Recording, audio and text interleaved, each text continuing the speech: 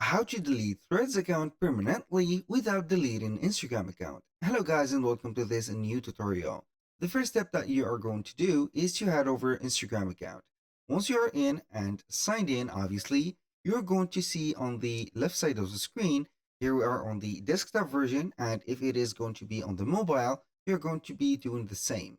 But you're going to visit only the account of your thread. So you're going to head over your profile.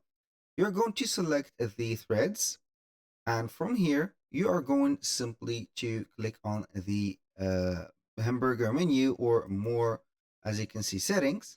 You're going to visit the settings. You're going to see the privacy, the account, and the help center.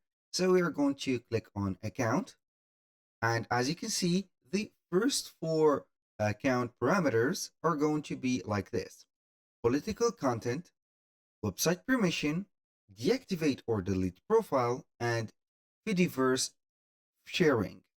So we are going to click on deactivate or delete profile, and here you're going to get the option to deactivate the profile temporarily or delete your profile permanently.